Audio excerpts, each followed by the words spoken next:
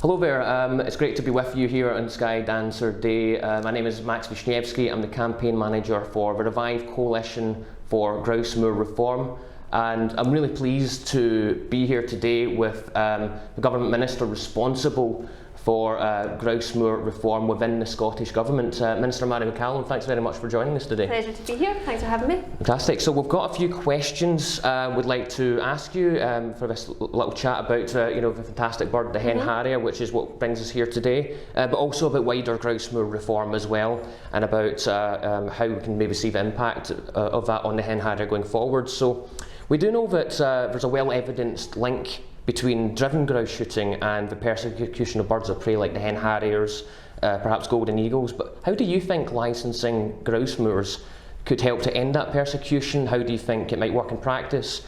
And when do you think it might come into force? Yeah, so I come at this with a view that the vast majority of people working and living in our uplands and enjoying them do so with great respect for the land and for the wildlife that calls that home.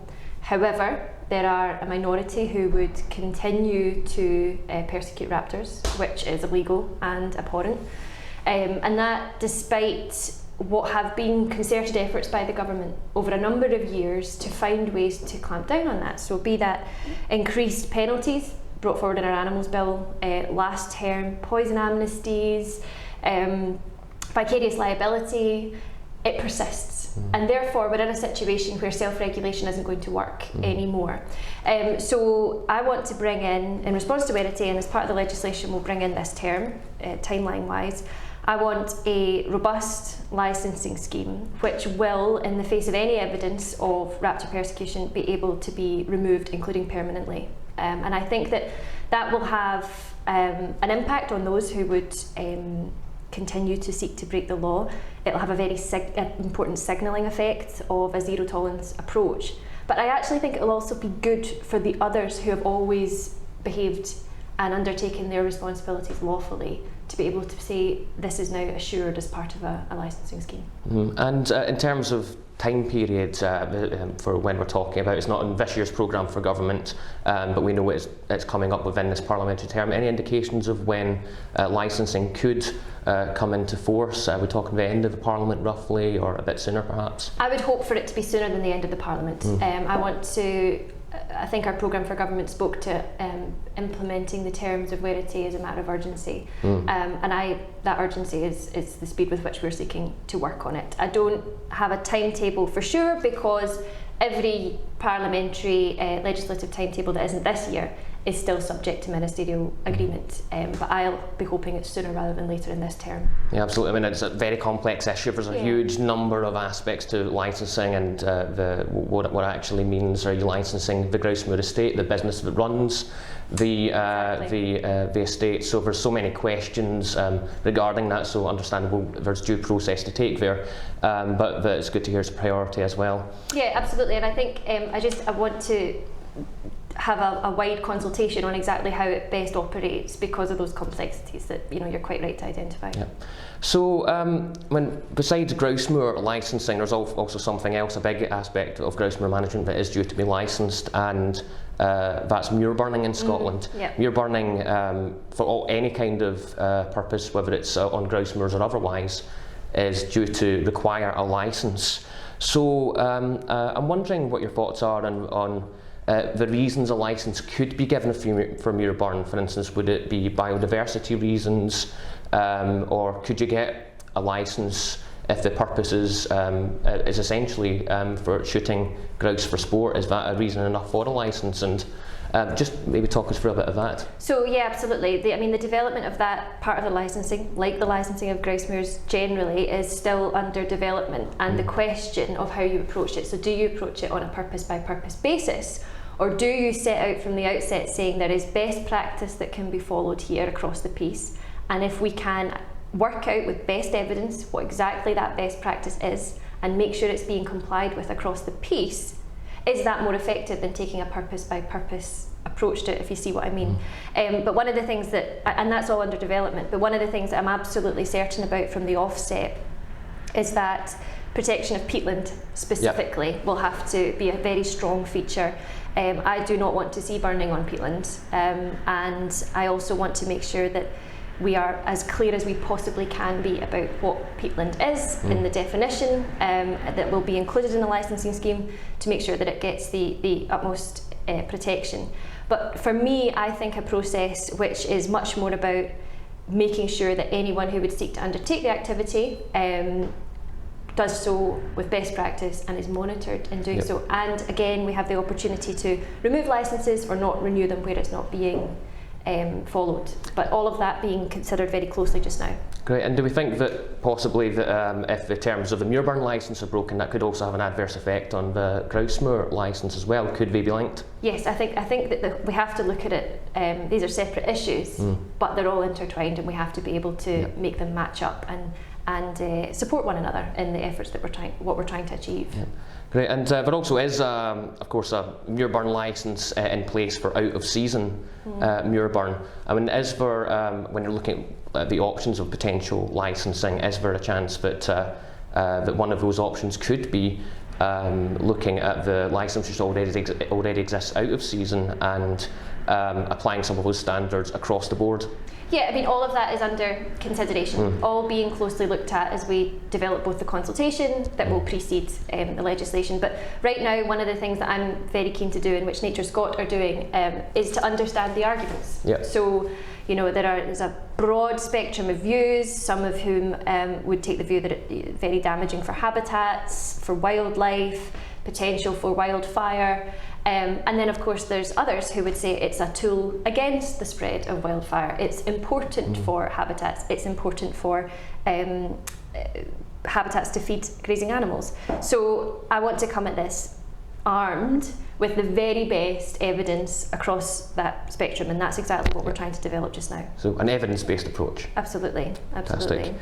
And a question relating to hen harriers and birds of prey, could the Muirburn season, if it was to continue in some form or other, be shortened to reflect a change in bird nesting periods, particularly those of ground nesting birds like the hen harrier?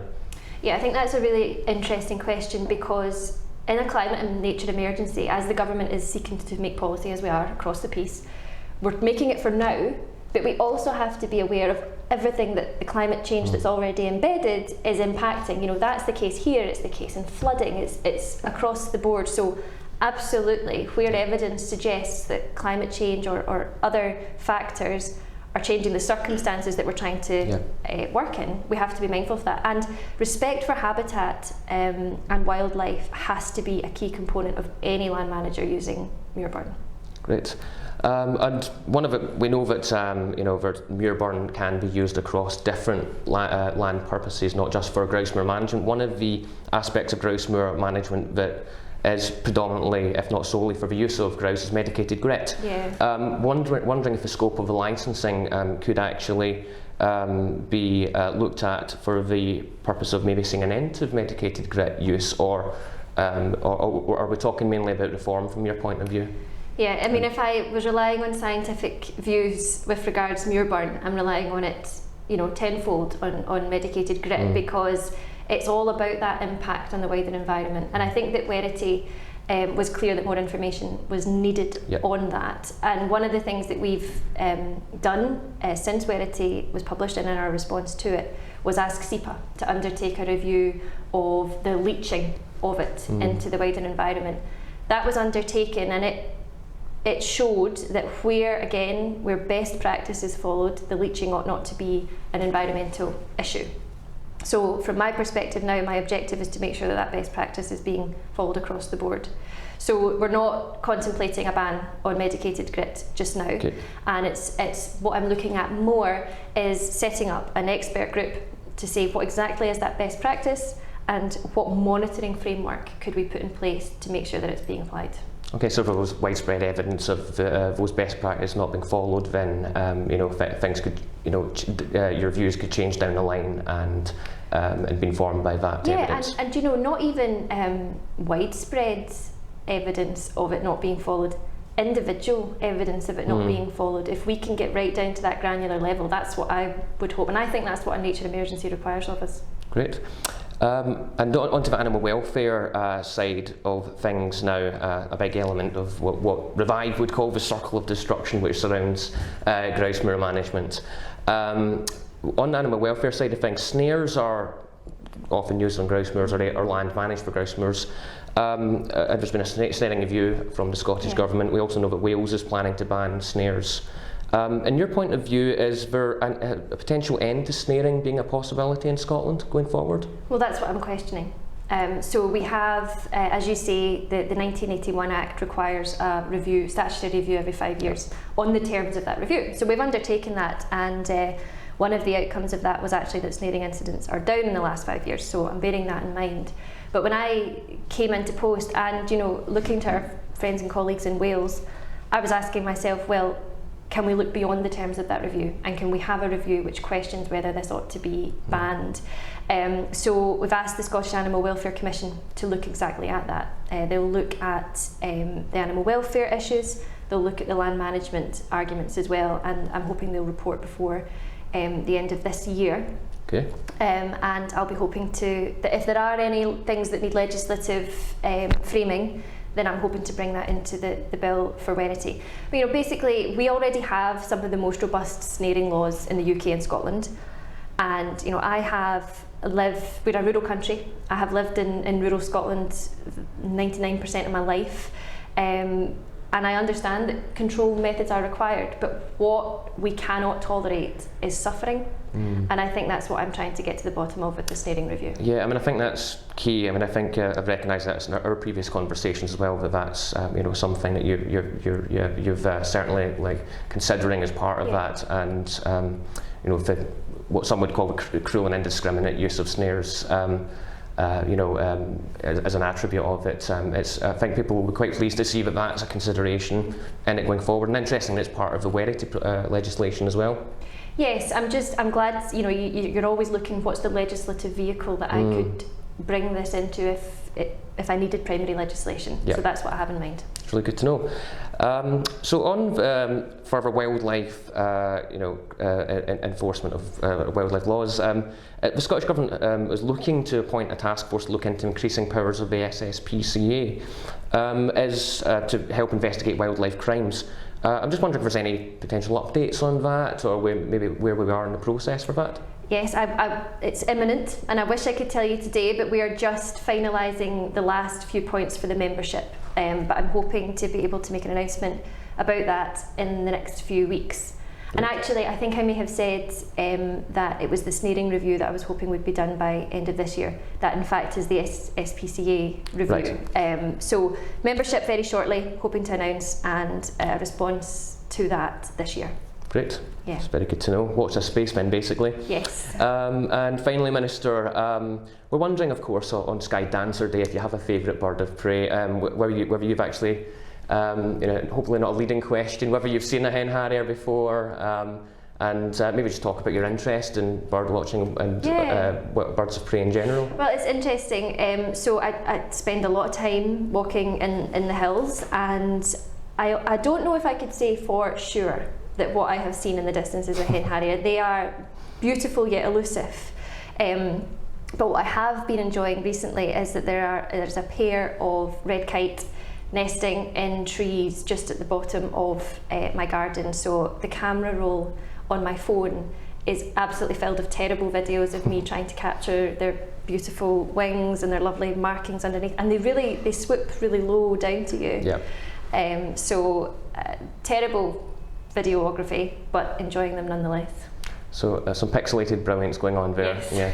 Well, I've been told that the Sky Dancer team can also, if you were ever interested, help you to actually locate and see a hen harrier for your first time if you ever wish to do so. So I love that. I'm sure we can sort something out. Minister Mary O'Callaghan, thank you so much for joining us here. It's been great speaking with you, and thanks very much on the Sky Dancer Day. We'll see you soon. Thank you.